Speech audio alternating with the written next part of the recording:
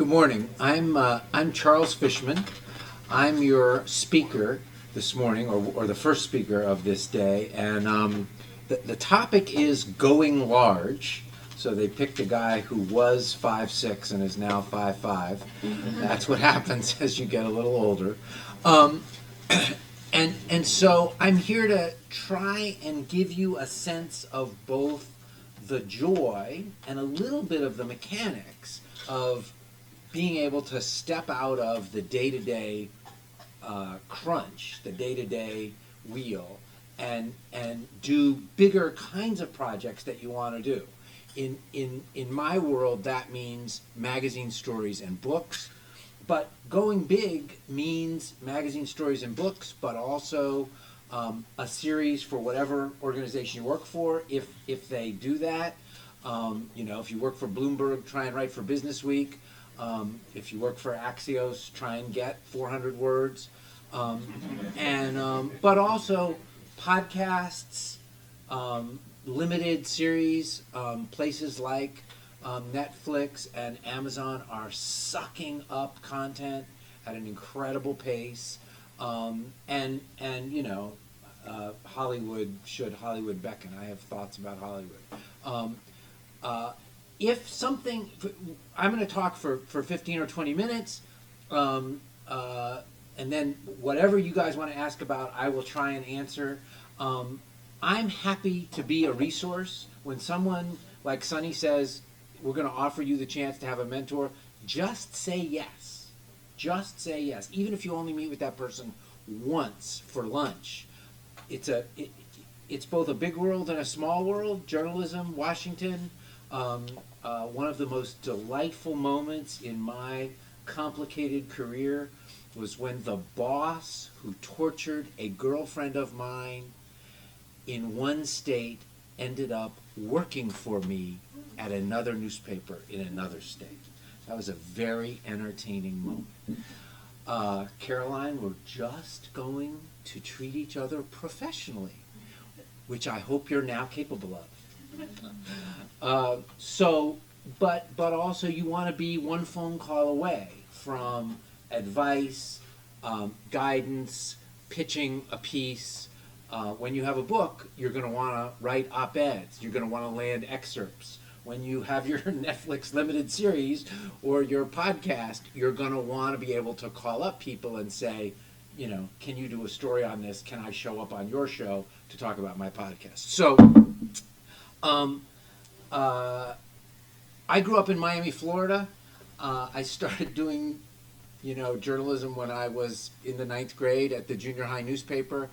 I don't, except for being on vacation, I've done some kind of journalism every day of my life, literally since then. I grew up reading the Miami Herald at a moment when the Miami Herald was a spectacular, all but national newspaper. It was the newspaper of Latin America as well as Florida. It had a great Sunday magazine, as good or better week to week as the Times Sunday magazine, with incredible writers. Madeline Blaze, John Dorschner, Dave Barry got his start at the Sunday magazine of the Miami Herald. And that's what I wanted to be starting in the 9th or 10th or 11th grade. When I could think about what I wanted to be, I wanted to write for a magazine where I had to do one story every 4 or 5 weeks, the most thrilling, fun, antic, crazy stories in the most thrilling, fun, antic, crazy state in the country. And then occasionally those people would disappear. And they'd come back 9 months later and the little signer on their stories would say, John Dorschner has been on book leave. His da-da-da-da-da will be published in January. He's back, whatever. Yes, that's it. That's exactly. I'd like to be a magazine writer, and then every 3 years I want to take a year off and write a book. And guess what? That's actually what I get to do now, mostly. So I sort of imagined this life for myself, and eventually I was able to cobble it together. So here's how my first book came to be. This is The Walmart Effect. I brought a copy of each of these books, and if you have the the cojones to come up and ask for one of them. I do not want to take any of them home. So if you're interested in any of these topics, just come ask and I'll give you the book. Don't take the book if it's just going to go on the shelf and not get read.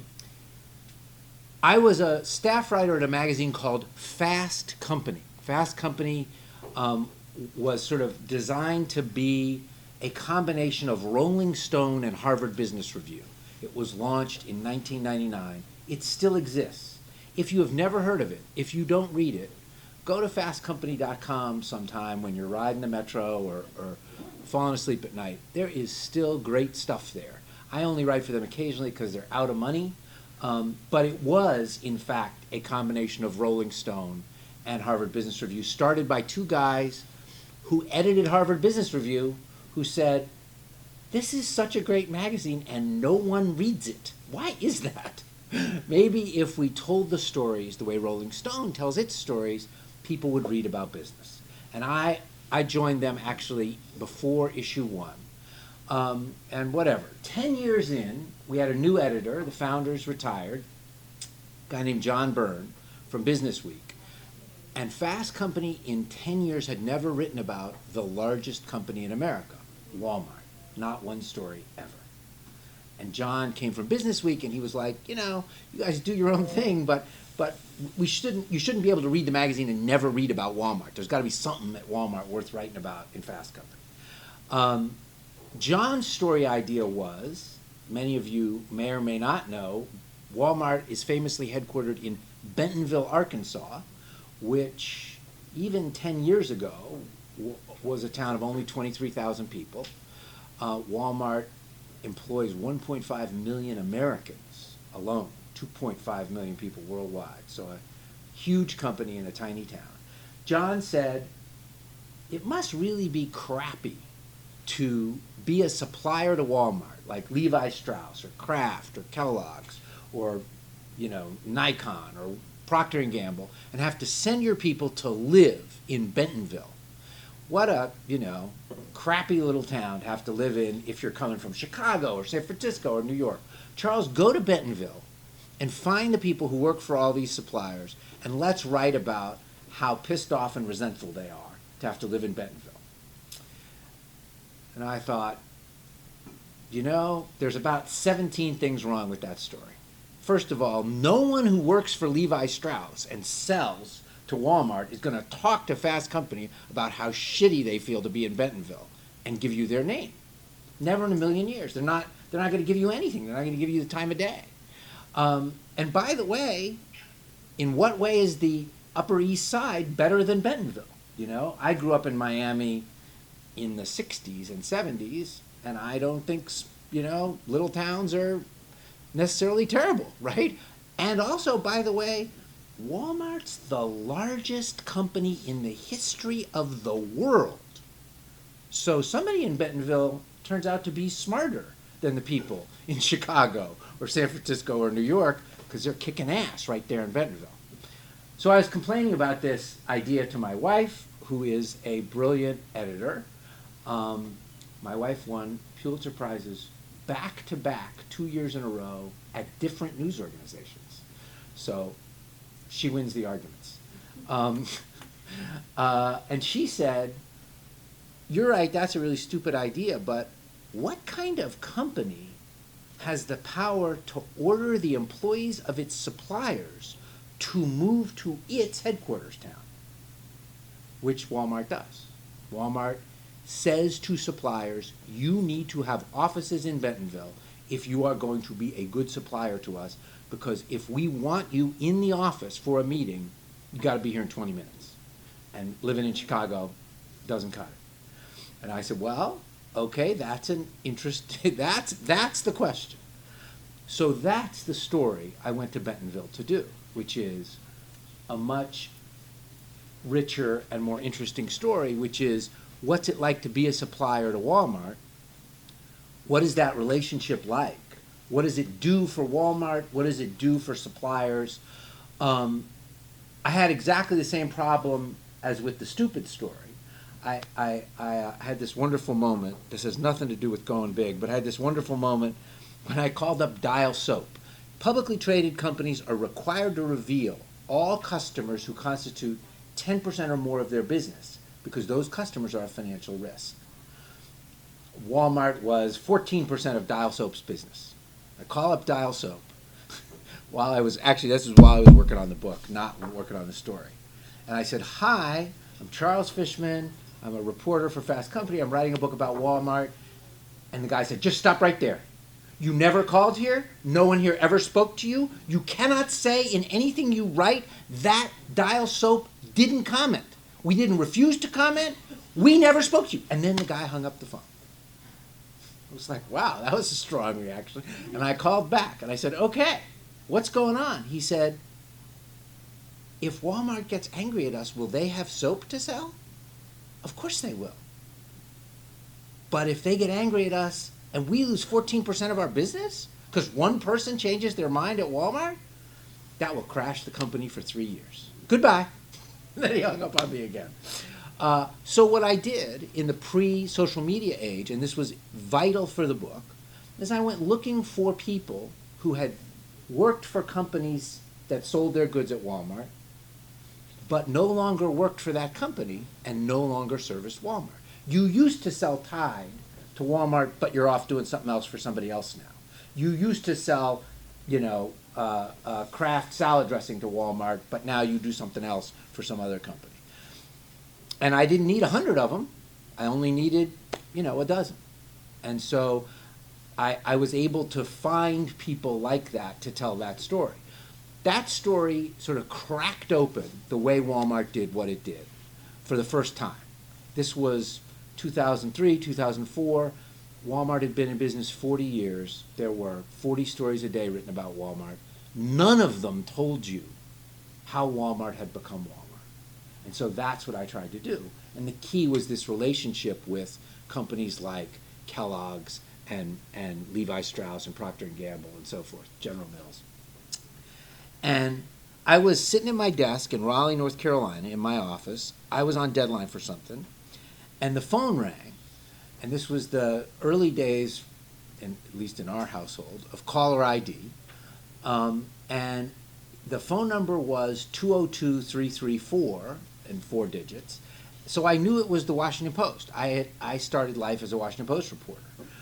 When I was 24, like you guys, I lived in Washington, up in Glover Park, and I covered cops and courts in Fairfax County for the Washington Post.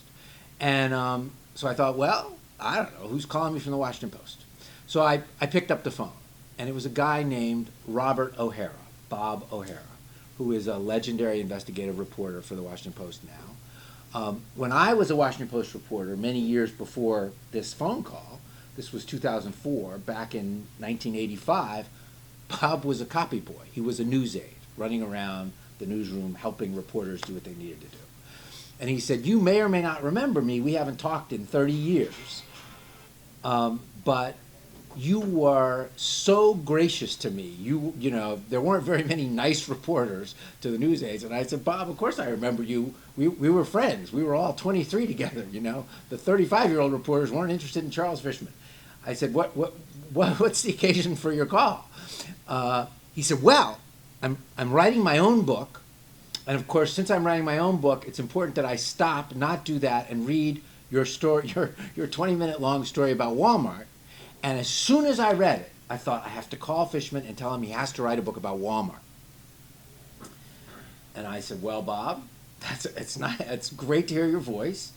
I just spent 3 months with those people. I would literally rather walk downstairs and beat myself in the head with a hammer from the garage than write a book about Walmart. I cannot imagine spending yet more time with these incredibly difficult, intransigent people.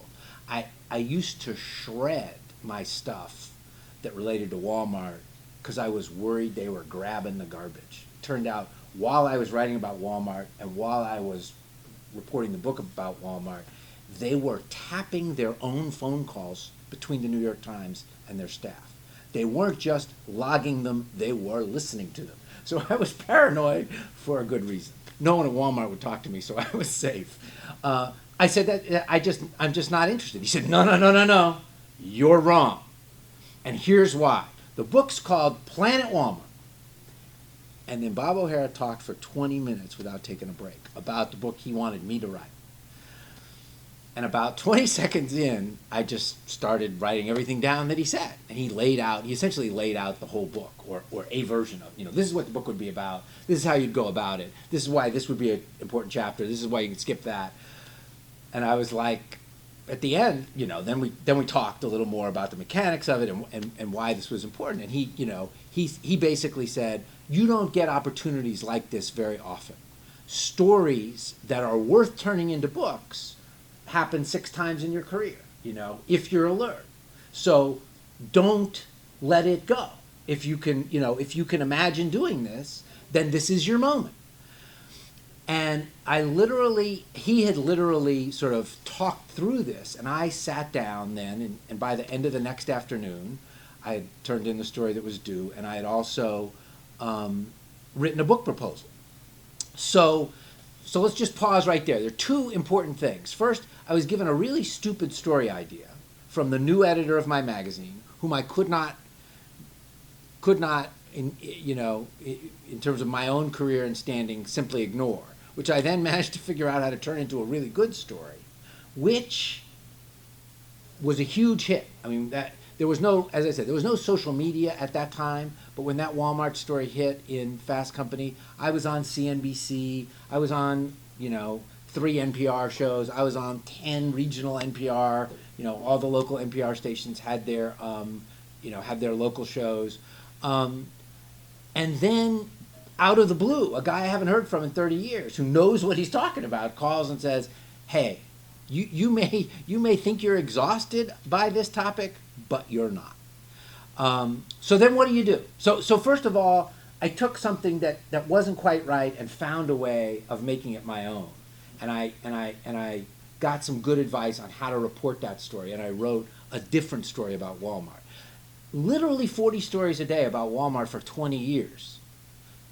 You can still write something new. You can still write something fresh. Your job, a lot of you cover the Hill and the White House, you should always be looking for something that other people are overlooking. The fact that they're overlooking it doesn't mean it's not important. How Walmart does what it does is actually the only interesting Walmart story, right? The earnings per share from this quarter, as we know, a computer can write that story, and they do, right? Nobody had tackled that. How did Walmart become Walmart? Then you need an agent. Even in today's world, there are still, that's still a great job and an important job. Somebody who will look at the book you're proposing writing, tell you whether that's the right book, tell you whether it's saleable, tell you how to make your book proposal better, and also knows the people who buy books and can find the right 3 people to bid on that book. I, in the end, interviewed 5 agents. My editors at Fast Company knew agents. I had friends who'd written books. The best way to find an agent, if you think you have a book, is to go to the bookstore in person with kind of unlimited time and go to the place where the book you want to write is on the shelf, where there are, if you want to write about dinosaurs, go to the science section. If you want to write about healthcare policy, go to the healthcare policy section. And pull the books that are like the book you'd like to write off the shelf and go to the acknowledgments. Every single author acknowledges his or her agent. If you ever want to write another book again, you mention your agent. And you can just make a list of 10 agents who sell the kind of book you want to write. Then you go back to your computer, you look them up, they all have websites, make sure they are, in fact, like my agent does sell novels. You've got a great novel, you don't want Raphael Segalin selling your novel. You want somebody who's in the business of selling novels. And I interviewed 5 agents, and I had a great connection to the guy I used, Raphael Segalin, Rafe Segalin, who is the agent to half the people in the Washington Post newsroom. And you get to decide who you want, and they get to decide who they want. I sent this sort of preliminary proposal to these 5 people. As it happened, they all responded well because this was an important organization, Walmart, and an original take. And I had something to show. I could do this story. I could do this book. Here's the story, and here's the NPR interviews to back it up, right? So they want to see something from you too. They're perfectly capable of saying, you know what, this isn't for me. That's what agents do all the time. One agent, really, really important lesson to tuck in the back of your head, whether it's Netflix or a podcast or a book. One of the most powerful agents in the country, a guy named Pine, who was the agent to my bosses at Fast Company, wanted me to write a book about the psychology of discounting in America. I love Walmart, he said. It's the place you get deals. Why do rich people who want to spend $100,000 on a Mercedes want to get the Mercedes for $97,500? That's a great book. Okay, maybe, maybe not. I don't care about people who want to get a $100,000 Mercedes for $97,500. I want to write a book about Walmart and how Walmart does what it does. So he had a vision of a book with Walmart as sort of a piece of it that was completely different than the book I wanted to write. He could have gotten me $500,000 to write the book he wanted me to write, but I did not want to write that book. Don't do that. Don't do that. And we'll come to why in a minute. Anyway, so I connected very well with Rafe Segalin. He has changed my life, the life of my wife and I, the life of our family, because I get to do what I want, and that changes the course of everybody's life. He's been instrumental in my professional career. And so then I went and wrote a book about Walmart. I had never written a book. Is there anybody in the room who's written a book? No. Okay. So everybody who writes a book is in the same position, right? If you're writing newspaper stories, you could say, well, you know, I was the editor of my high school newspaper. I was the news editor of my college newspaper. We've been doing this stuff for a long time. Everybody who writes a book for the first time is writing a book for the first time. So there's no way to do that except to plunge in and do it. And the only way to write a good book is to write a series of really good, compelling chapters.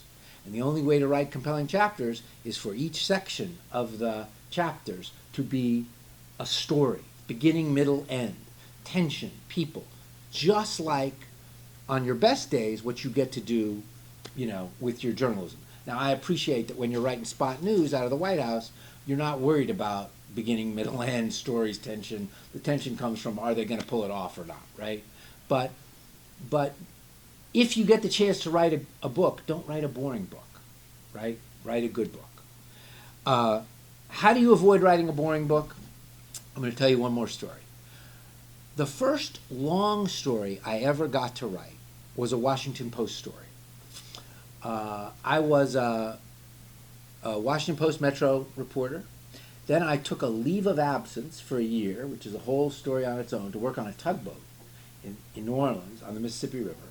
Then I dislocated my arm as a Mississippi River tugboat deckhand and got to be on disability at $60 a week, which I eventually gave back to them because I said, this is just embarrassing.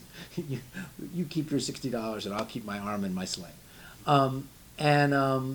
While I was recovering from my dislocated shoulder, the space shuttle exploded. The Space Shuttle Challenger, January, whatever it was, 20th, 1986. And I joined the national desk at the Post and spent 7 months doing nothing but covering the Challenger accident. I was part of the investigative team, but we also got to do all kinds of other stuff.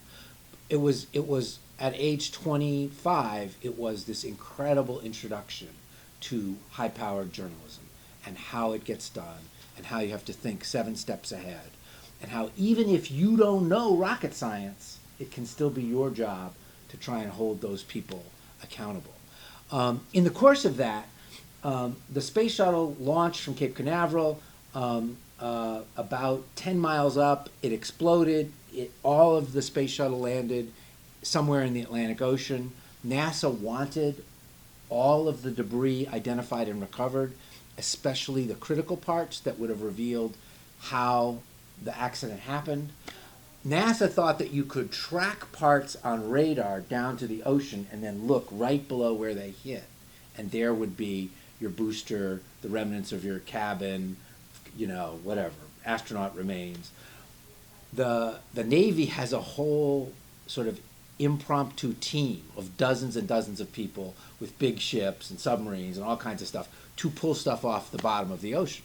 And the Navy salvage people laughed and said to NASA, have you ever dropped a flipper in the deep end of a swimming pool? Does it land right below the point at which in 8 feet of water you can't predict where that thing is going to be? You have to let us find the stuff. Don't tell us how to do it. And they mapped an area of the Atlantic Ocean off Cape Canaveral 6 times the size of D.C. And they found everything on the ocean bottom that was the size of a paint can or larger. And they found some planes that had been missing a long time. They found $10 million worth of cocaine. And I said to the Post, I want to write that story. They also found the part of the rocket booster that had been burned through. They literally found that part and recovered it. And they found the crew remains, of course.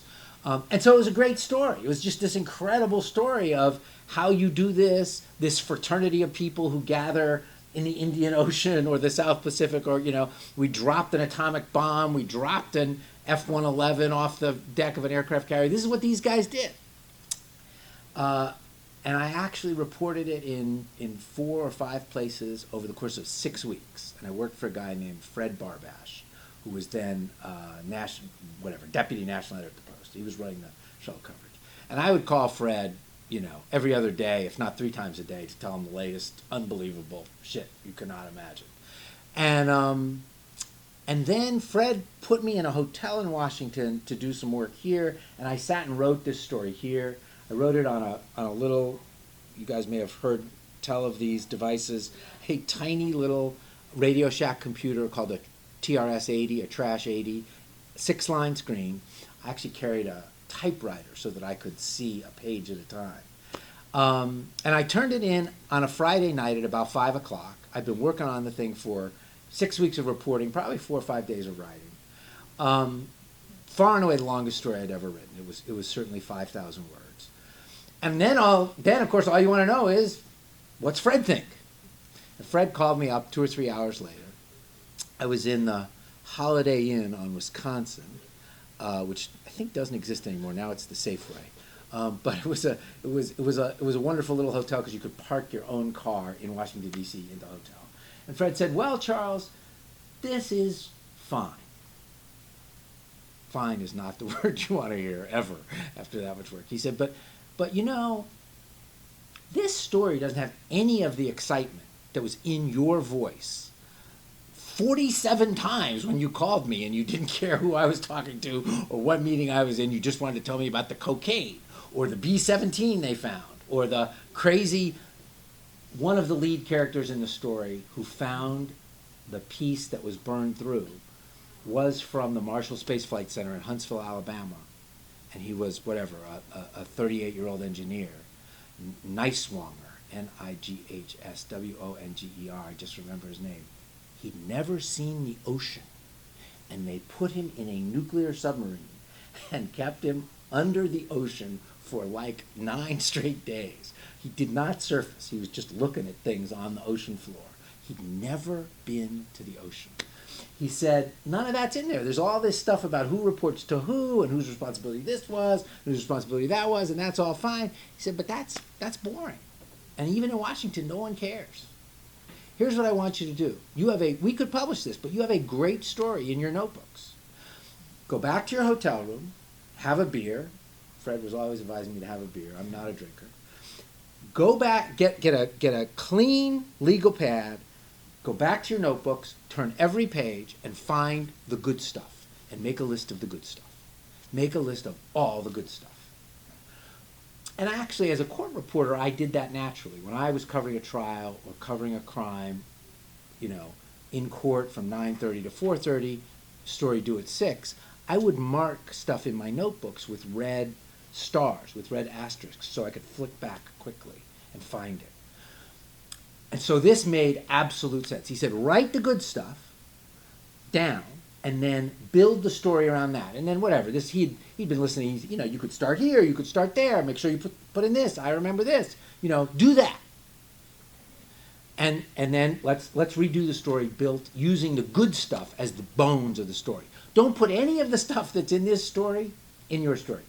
I'll make sure people know who reported to who if we need to put any of that in. Let's just do the good stuff. This is my most recent book about flying to the moon. It's 11 chapters or something. Every chapter of this book has a good stuff file of its own. And there's a master good stuff file. I still use that technique.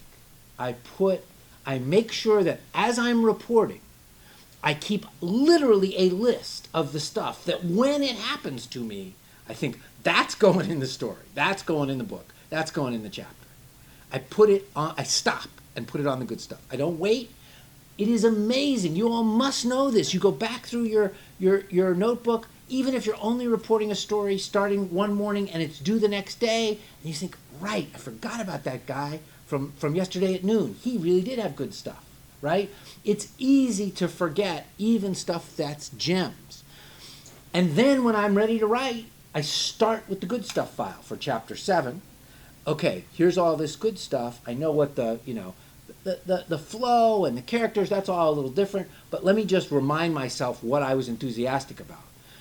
And then I make sure that the good stuff's either in the story or in the chapter or in the book, or there's a reason it's not. Okay, I did think that was exciting, but as it turns out, I'm not writing about whatever that's about, so I'm going to leave it out.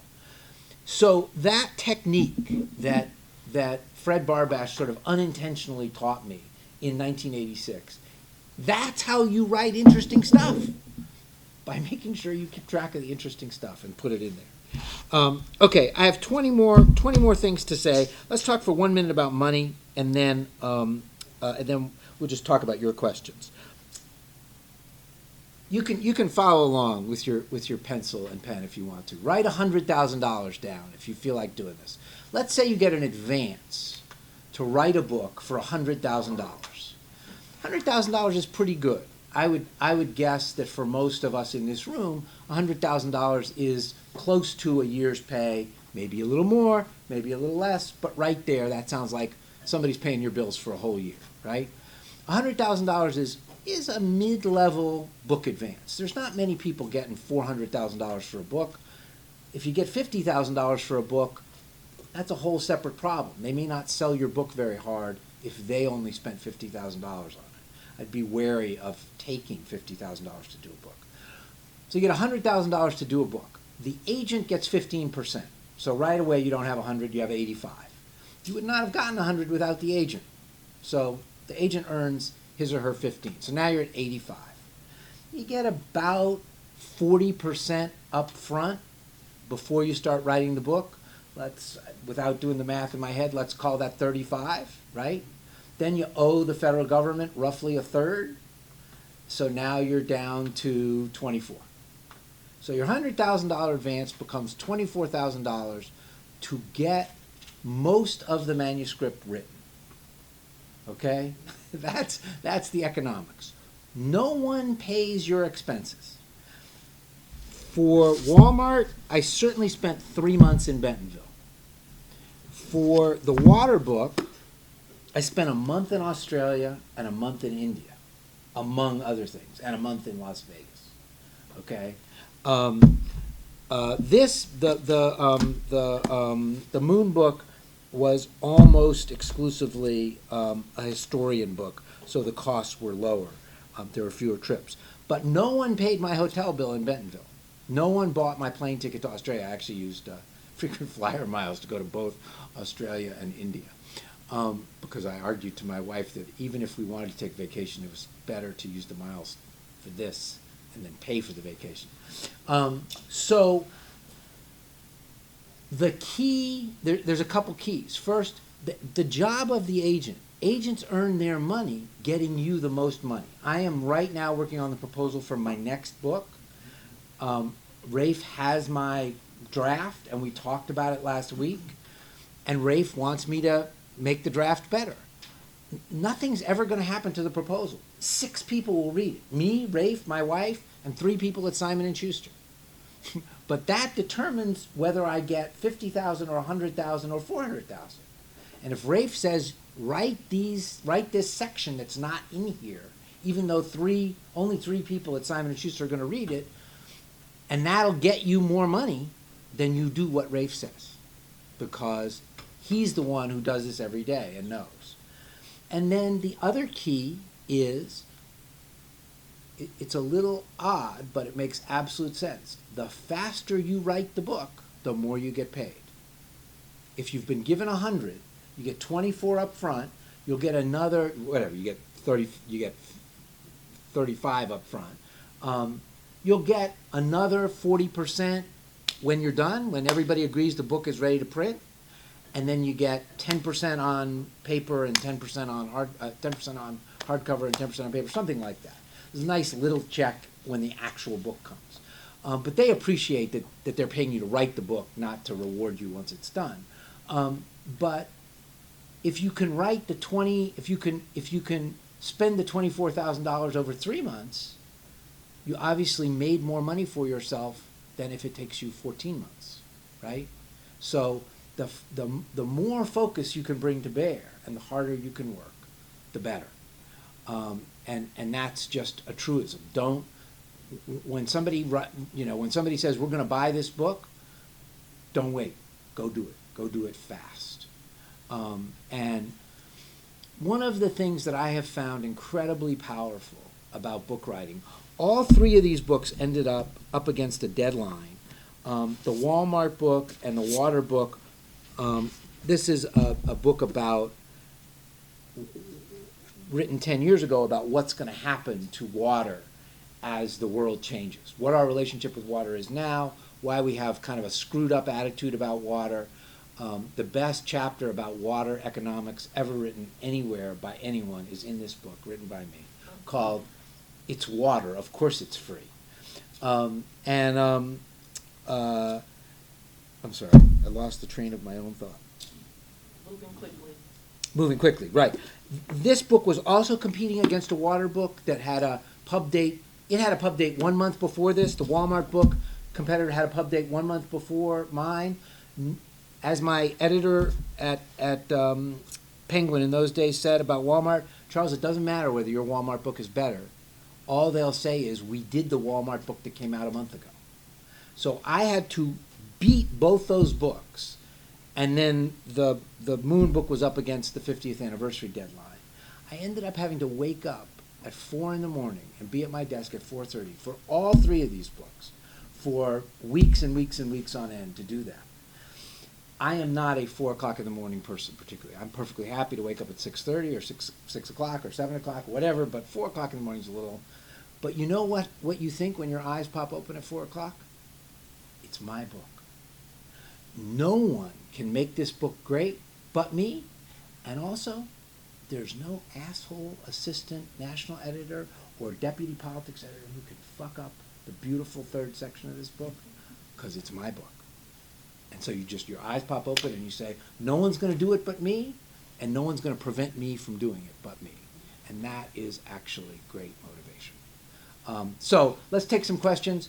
Read what you want to write, and ask yourself, how did they do that? My wife and I are 60. I don't feel 60, but I'm 60. She's won 2 Pulitzer Prizes. We talk every day about cool stories. How did she, what do you think she did to get that, those quotes? What, did they show up? Whatever. Pay attention to what people do. I listen to podcasts. I ride my bike for exercise every day. I think the narrative pull of podcasts is amazing. And I am paying close attention to how they do it. What makes me wish I could, binge the whole thing? What am I listening for? Because you can put that in your podcast, or you can put it in your writing. And show up. Show up. You guys have had this huge disadvantage of being young reporters at exactly the moment when you couldn't show up even if you wanted to. I did not report these books by remote control.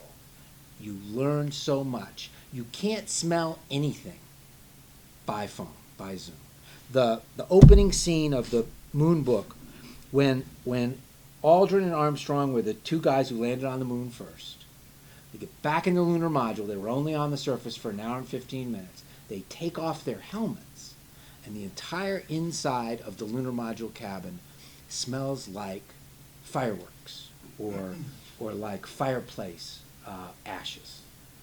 And they actually talked about it. It was the smell of moon dirt reacting after 4 billion years with oxygen. No robot could have smelled the moon dirt. So show up in person. You will always be glad you did. Okay, any question? There are no stupid questions. What's your next book about? And I'm not going to tell you what my next book is about. My next book's about work. About work. I literally... As a journalist? No, about other people's work. I write about how people get their work done.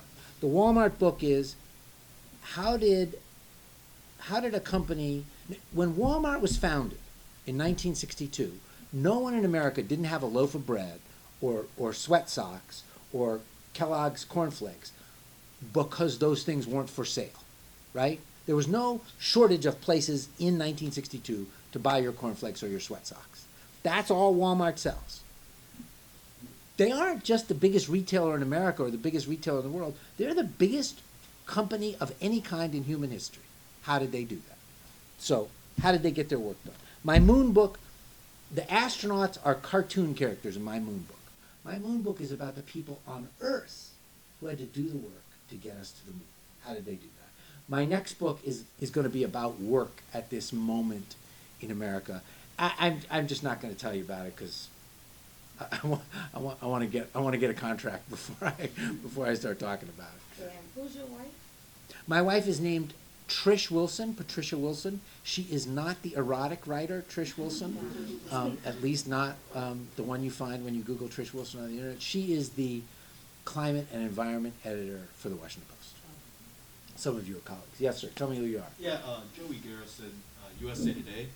As somebody who came from the newspaper world and then transitioned to writing books, I mean, what kind of approach does that take to take on something that seems really daunting to me, to be able to be that thorough on a subject?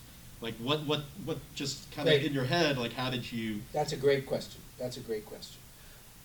Look, I don't know how most of you functioned. When I was a daily reporter, and I want to say,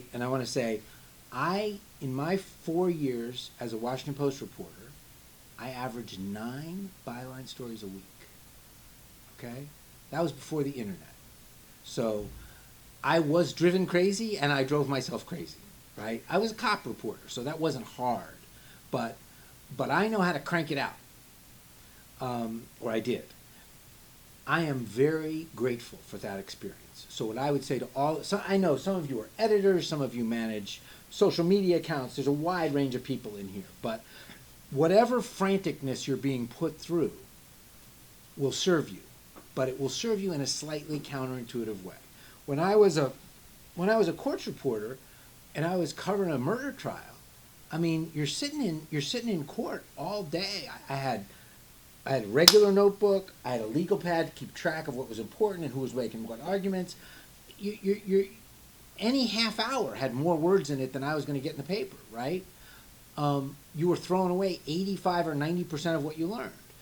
When you're reporting a story where there's not this cast performing this play in front of you, you're still throwing away 75% of what you learned. You're picking the good stuff. Some people think that magazine writing, as an example, means you just get to use 70% of your stuff instead of throwing it away. Good reporters, good magazine writers, people who make the leap to magazines or longer form stuff and then to books, learn a really important lesson. You have to report with exactly the same intensity that you would use if it was due at 5 o'clock or 6 o'clock. And you have to throw away a much higher percentage of what you learn. You know, the number of interviews you do for a book, you're throwing away. I mean, there are people I talked to for the Moon book 3 times for 90 minutes each. There's not a word from those people in the book. I learned a lot from them. It was important to talk to them, but you're literally throwing away 97% of what you learn. You're finding the good stuff and keeping it. So the most important, I'm somebody who believes that sometimes the angels are on your shoulder and you write a lovely paragraph or a lovely sentence or the right word hits, but you can't rely on good writing even if you're a beautiful writer, because sometimes it's there and sometimes it's not. What will save your ass every time is $10 million worth of cocaine in a duffel bag, right? Is good stuff, is cracking open the helmets and smelling the fireplace ashes in your otherwise sterile spaceship, right? So I believe in reporting your ass off. And I think the most important thing is to report with great intensity so that you make sure you have compelling stories. So it's look, you don't have to do that much juggling and strategy for a 600-word USA Today story, right? You're hoping people are going to read the whole thing, but the key is not whether the third paragraph is good or not. Are they going to bail out and then I'm done, right? Either you grab them or you don't. But a book is different. People do sometimes get to chapter 3 and say, I've had enough. It doesn't matter how good chapter 7 is if they quit in chapter 3. Mm-hmm. So, first of all, that's a bit of advice one to keep in the back of your mind. I report right up to as I'm writing, I'm still sort of, let me just track that down and see if there's any. So you're making calls, reporting while you're absolutely, in that always, 3-month always, process, always. Books get written and reported at the same time. You're writing chapter 2 while reporting chapter 6, because you can't report the whole thing and then write the whole thing, unless it's a really confined, topic, right? And you can get all the reporting done in 3 months, and you're comfortable that you've done it, and so forth. And then, again, read what you want to write and ask how they're doing it. Pay attention. Don't just read Michael Connelly mysteries or what's his name, the great business writer whose name eludes me because I'm 60, who's written 20 great books, The Big Short, that guy. Don't just read it for fun and get absorbed in it. How's he doing what he's doing? What's pulling me along? What's interesting about this book? Which, who gives a shit about hedge funds and margin trading and mortgage-backed securities, right? It's a movie, for crying out loud. Someone was captivated. Pay attention. But then you need characters, you need tension, you need people, and you need a plot, and you need them doing things. And so you need to pay attention to that as you go along. I can tick off the characters in each of these books, and I built chapters around the characters. The guy who is the CEO of a lawnmower company who said, we're not selling our lawnmowers to Walmart. We know what that would do for our business and to our business, and we're not going to do it, right? So that's just a compelling story. You want to read that story. So, and then it's just bite-sized pieces. You don't, the Walmart book is 90,000 words, the Moon book is 140,000 words. You don't write 140,000 words, right? Just like you don't drive from Miami to Boston in an hour. You write 10,000 word chapters, and 10,000 word chapters are composed of 5 2,000 word sections. Well, everybody in here knows how to think about 2,000 words, right? It's 40 inches. So that's how you break it down. But you need to create cliffhangers. You need to create tension. You need to create some stakes. Why do I want to read the next thing? And you need a theme. You need to understand. I wrote down in my notes, every book, you should be able to summarize every nonfiction book with a single sentence. What's our relationship to water? Why is it so screwed up? And what is that doing to us? And what will it do to us? What did it take to get us to the moon, back on Earth? The software for the computers on the spaceships that flew to the moon was 73K, less than the size of an email you get with headlines from Politico in the morning. And the software was hand woven, one wire at a time, by former textile workers at a Raytheon plant in Waltham. 896,000 ones and zeros, every one and zero a wire. Any wire misplaced, And that piece of code didn't work because the 1 was a 0 or the 0 was a 1. Okay, well, that's a good story, right? The astronauts have great stories, but their stories have been told, right? So you have, and then you can say to yourself, does this belong in the book? Does it answer the question, how does Walmart do what it does? Or is it just kind of interesting? I'm curious, you've mentioned a few times you write the book or you read what you want to write, and you've also talked about you listen to podcasts and there's lots of content on Netflix and all these streaming services.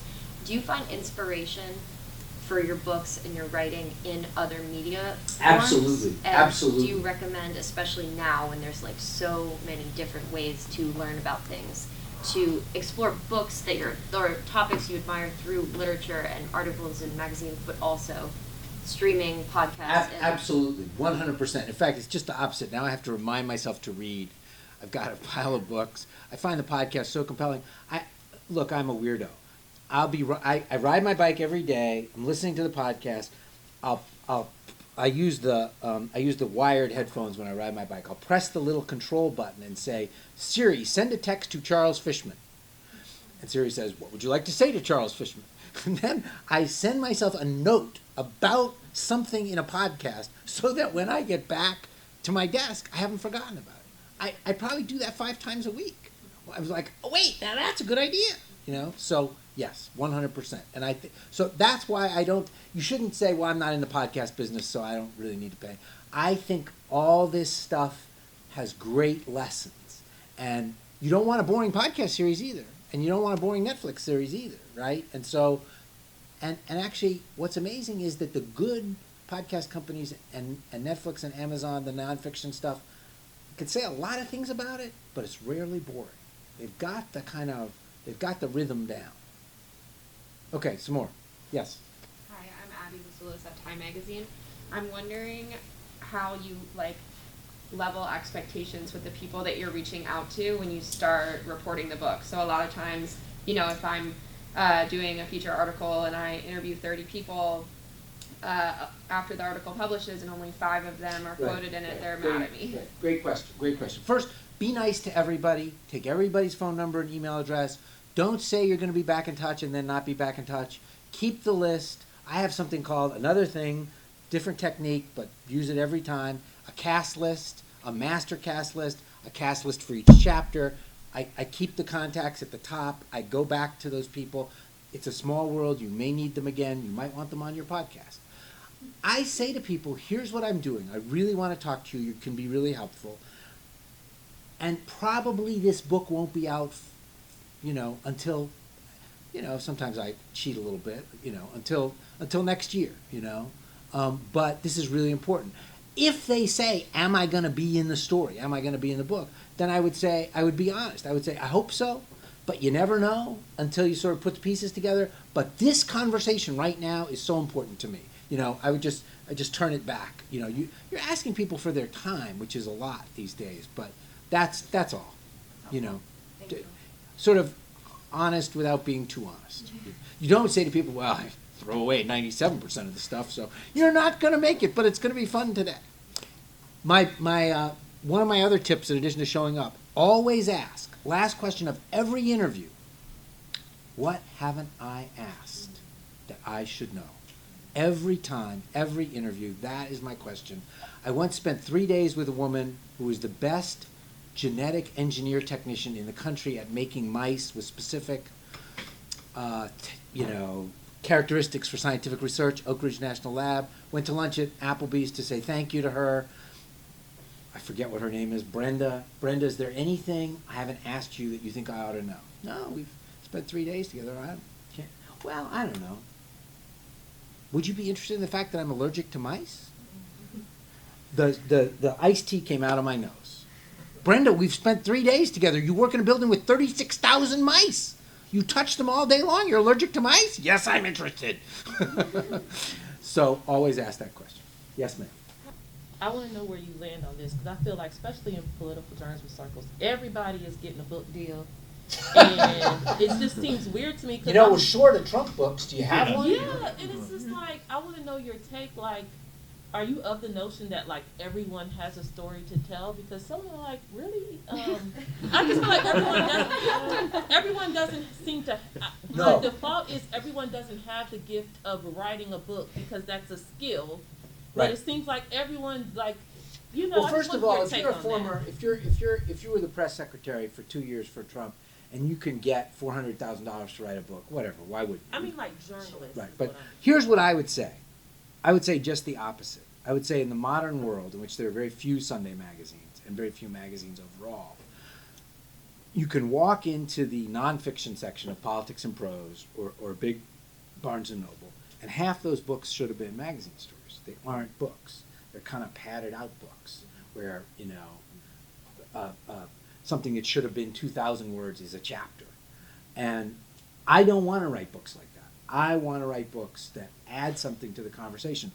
It's completely egomaniacal, but I think that people, in whatever fashion, will read my Walmart book 100 years from now because I actually document how Walmart became Walmart. And that will still be important 100 years from now, the way I was curious about how Sears became Sears. So, no, not everything is worth a book. That's what that conversation between me and Bob O'Hara was about, right? I wrote a story about bottled water. I went to Fiji. I stumbled into Fiji water 10 years ago, and I said, holy mackerel, do you think the water in this Fiji water bottle actually comes from Fiji? And when I asked that question, 53% of the people in Fiji did not have access to clean, safe water. And the water comes from Fiji, and you could buy it in any Walgreens or CVS or Kroger in America. And I said, that's a story. So I wrote this, again, like the Walmart story, a story about bottled water. And it just went crazy because it was just sort of like, he went to Fiji. I went to San Pellegrino, too. It was a different era in magazine journalism. And then I said to Rafe, I'm going to write a book about bottled water. And I wrote him a, 4,000, 5,000 word bottled water book proposal. And he literally came from Washington to Philly where I was living. And we had dinner. He said, we're going to have dinner and talk about your book proposal. And sort of, as the main course was being cleared away and he ordered coffee, he said, okay. Turns to page 11 of the book proposal, of his copy of the printout. And there's one paragraph circled on page 11. This is the book. And that paragraph was about all the other problems of water in the world. You know, how does Las Vegas manage its water? How does Australia manage a 10-year drought? Da-da-da-da-da. They were sort of ticked off as phrases. He said, no one gives a shit about bottled water. You wrote that story. He was curious about bottled water. They can go read the story. Chapter 7 of the bottled water book? No. Please, no. Especially if there's going to be 4 more chapters after that. But a book about water? A book that explains the trouble we're in, how we get out? Yes. So you need good advice, and you need a little judgment, which is, who's right? Am I right? Do I want to write a book about bottled water, or is he right? Only take this and make that the book. You know, do I want to write a book about Walmart, or am I tired of Walmart, right? You need a subject that's worth a book. You need to be able to think, it won't work out this way, but you do need to be able to say, what would chapter 1 be about? What would chapter 2 be about? What would chapter 7 be about? Is what I think chapter 7 about, can I write 8,000 words about that are going to be good? Is this subject worth that level of attention? And then, really, really, really important, books involve misery, inevitably. There will be week 4 of waking up at 4 in the morning, right? Even if you love what you're doing, it gets to be a drag. Working 7 days a week. The people are, my editors at Simon & Schuster are very good. They don't call me. That creates just as much anxiety as calling me. What's he thinking? What's he thinking? What's he thinking? So you need to pick a topic that you love, because there will be chapters that don't go well, right? And if you are going to get worn out 4 months in, but they've given you money, but the book is due, then you're going to put your name on a book that you're not going to love, it's not going to sell well because you're exhausted. One last story. I was Googling something. I was looking for something for the Moon book, and I found a study from a Cambridge consulting company, Cambridge Mass Consulting Company, that was done in 1964. and I forget the name of the consulting company. It was a legendary consulting company, not McKinsey, but a company just like McKinsey. And they had studied in 1964 the question, how do you land on the moon to gather material from the moon and bring it home without polluting the stuff you're going to bring back? Okay, that I was literally 2 years in, and that particular question had not occurred to me. But good question. Turns out the moon has a little bit of an atmosphere. It's a body. It holds molecules of gas near it, small. The thrust from the lunar module landing on the moon, one lunar module, is as many molecules as the entire lunar atmosphere. So every time you land on the moon, you deposit on the moon this incredible wave of gases that don't belong there. Astronaut farts. There was a whole section in this consulting report about astronaut farts. Astronaut farts are organic molecules. How do you prevent organic molecules from getting on the moon rock samples you're collecting, and then 6 years from now some scientist says, there's life on the moon? No, it was actually just an astronaut fart. It was sort of like, holy mackerel, what? First of all, great that somebody thought of this. I mean, this was their job, so they thought. And then these people asked all of these incredible questions. And you know what? And I'd been working on this for 2 years, and I'd never found this report. And I literally said to myself, this is why I am doing this book. I just love this. They made a list of everything they brought to the moon, molecule by molecule, so that when they got the stuff back, they could say, no, we brought that gas with us. And they changed the way it was 64. They changed the way the spacesuits vented. They changed the way the lunar module vented. All the details of that are not that interesting. That happened to me at 4 a.m. one morning, and I thought, this is why I'm getting up. I love this. This is miserable, but this is not. So you have got to pick a topic that you can say to yourself, I really can work on this for 7 months or for 2 years, and it's worth it. When I write this book or this magazine story or this project, people produce 4-part series all the time. Who's reading part 3? You can see it in your tweets. You have a great tweet thread. Tweet number 1, great, 10,000 views. Tweet number 2, 800 views. They don't even get to the second tweet, let alone get to chapter 7. So have good people whose judgment you trust giving you guidance, and then make sure in your own heart that you don't do a book because someone says it's a book, right? Bob O'Hara could have been wrong. Walmart could have been not worthy of a book in the big theoretical sense. If you guys want advice, if you guys, people have been very, very kind to me. If you want to know whether something's a book, I'll give you my opinion. You want to know whether this is the agent for you, this is a good 3-part series, this is a good, you should, they told you can go write the book, but you can't come back to Politico or you can't come back to BuzzFeed. You got to quit. What should you do? I'll be happy to give you an opinion. One more question. Yes, sir. Nathaniel Reed from Newsy. Just wondering, question on failure, depending on how you define failure, but obviously I would assume it's a pretty rigorous process to move forward with a book once you've kind of checked in with every reasonable source that, it makes sense to move forward with something. Have you abandoned topics? What does that mean, it's a rigorous process? Just, talking to your agent, talking to, people who might be interested in reading a book. Have you abandoned topics that you've started out on? No book, no. I haven't. I've abandoned a lot of topics that I thought might be a book that I decided weren't, but not books that once you sell the book, then if you bail out, you got to write Simon & Schuster a check back. Right. So yeah, not that. No, that's why it's not like a story, right? You've put aside your life, you've made some decisions. Sure, don't write a terrible book that you don't want to write. And you're 2 months in and you change your mind, and you think, this is going to be a disaster. I don't want to do it. No, don't do that. You can figure out a way to make Penguin or Random House or whoever whole and da-da-da-da-da. But don't get discouraged and pull the plug, right? But but that's what we were talking about with. I'm sorry, I don't remember your name, Miss Tia. Atlanta Johnson, Tia.